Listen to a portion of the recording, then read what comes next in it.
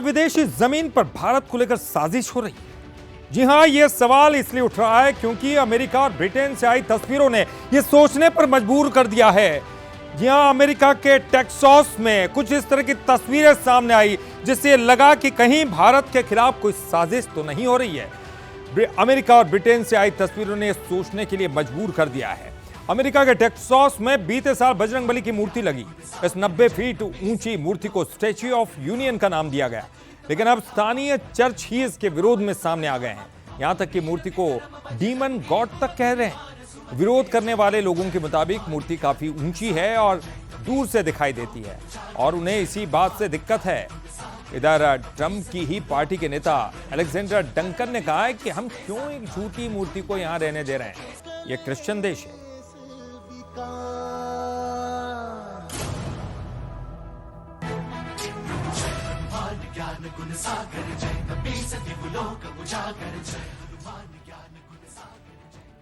तो इधर ब्रिटेन में भी इस तरह का विरोध देखने को मिला है।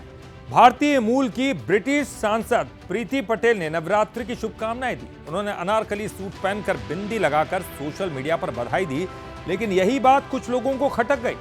उनके इस पोस्ट की वजह से उन्हें काफी ट्रोलिंग का सामना करना पड़ रहा है। कुछ सोशल मीडिया यूजर्स ने लिखा है कि अगर भारतीय त्योहार पसंद है तो वहीं चली जाओ। ट्रोलर्स का कहना है कि ब्रिटेन एक ईसाई देश है और प्रीति पटेल धार्मिक मुद्दों को बढ़ावा दे रही है। तो हनुमान प्रतिमा को डीमन गॉड बता रहा है अमेरिका में, तो ब्रिटेन में जो ब्रिटिश संसद भारतीय मूल की ब्रिटिश सांसद जो कि ड्रेस पहनकर हिंदू संस्कृति को दिखा रही है, उनको लेकर विरोध चल रहा है कि अगर आपको हिंदू संस्कृति का पालन करना है तो वहां चले जाओ। तो आखिरकार ऐसी तस्वीरें क्यों सामने आ रही है? अमेरिका जैसे देश में, जिसको हम लिबरल कंट्री कहते थे, वहां इस तरह की तस्वीरें सामने नहीं आई, लेकिन अब इस तरह की जब तस्वीरें सामने आ रही तो कुछ सवाल खड़े होते हैं। बंसल न्यूज़ के सुलगते सवाल, चलिए आपको दिखाते हैं कि आखिर क्या वजह है कि इस तरह की तस्वीरें अब सामने आ रही है। ग्राफिक्स के जरिए देखते हैं कि वो कौन कौन सी बातें सामने आ रही है। क्या भारतीय संस्कृति के खिलाफ कोई अंतर्राष्ट्रीय साजिश हो रही है?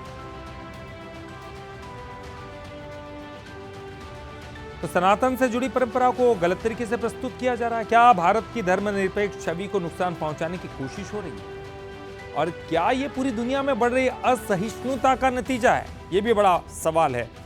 क्या भारतीय संस्कृति के खिलाफ कोई अंतर्राष्ट्रीय साजिश तो नहीं हो रही है और सनातन से जुड़ी हुई परंपराओं को गलत तरीके से प्रस्तुत किया जा रहा है? और क्या भारत की जो धर्मनिरपेक्ष छवि है उसको कोई नुकसान पहुंचाने की कोशिश कर रहा है? तो दुनिया भर में असहिष्णुता एक फैलती हुई नजर आ रही है। क्या उसी का नतीजा है कि एक दूसरे पर हम विश्वास नहीं कर रहे, उनके धर्मों पर विश्वास नहीं कर रहे?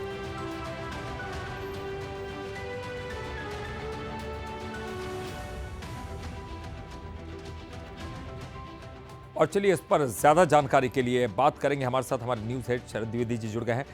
शरद जी, इस तरह की तस्वीरें जो आ रही हैं वो बड़ी चिंता में डालती हैं, क्योंकि अमेरिका जैसे देश हो, ब्रिटेन जिसको हम कहते थे काफ़ी लिबरल कंट्रीज है, यहाँ पर दूसरे धर्मों का बड़ा आदर होता है, वो लोग अभी तक कर भी रहे थे, लेकिन अब अचानक से क्या हो गया? क्या कोई एक साजिश के तौर पर देखते हैं, या जिस तरह की दोनों देशों के बीच में अब तकरार चल रही है उसी का एक नतीजा है कि लोग विरोध करने लगे?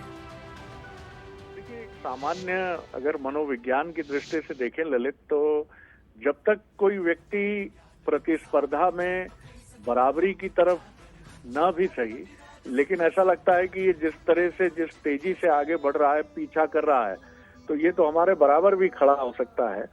तो कितना भी बलशाली व्यक्ति, संगठन या राष्ट्र क्यों ना हो, उसके मन में कुछ भेद आने लगता है, उसके मन में अंतर आने लगता है। अब भारत दुनिया के ताकतवर देशों को भी एक मजबूत प्रतिद्वंदी के तौर पर दिखता है। दूसरी बात है भारत की मेधा, भारत का टैलेंट। यही वजह है कि अमेरिका का चाहे हॉस्पिटल्स हो, चाहे आईटी सेक्टर हो, चाहे नासा जैसा उनका जो अंतरिक्ष से जुड़ा कार्यक्रम हो, भारतीयों का दबदबा है। तो इसको लेकर हम देख रहे हैं कि जैसा आपने भी कहा कि यूरोप में एक स्वाभाविक ईर्ष्या पैदा हो रही है और ये ईर्ष्या नफरत की तरफ जा रही है। अभी हमने देखा कि लगातार यूरोप के कुछ देशों में भारतीयों पर हमले हुए, अटैक किए गए उनके ऊपर, और अब इस एक ऐसी चीज को लेकर जो भारत की गरिमा से जुड़ी है, हनुमान जी की एक मूर्ति को लेकर अमेरिका और खासतौर से ट्रम्प की पार्टी के एक नेता का जिस तरह से ऊल जलूल बयानबाजी है, ये समझ से परे है।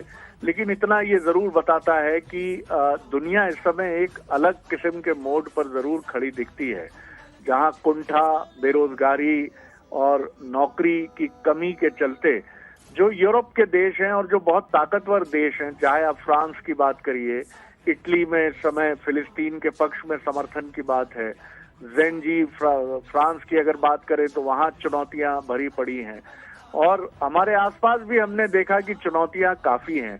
तो ये भारत को लेकर भी एक चुनौती है, लेकिन अच्छी बात है, इसका मतलब है हम ताकतवर हो रहे हैं।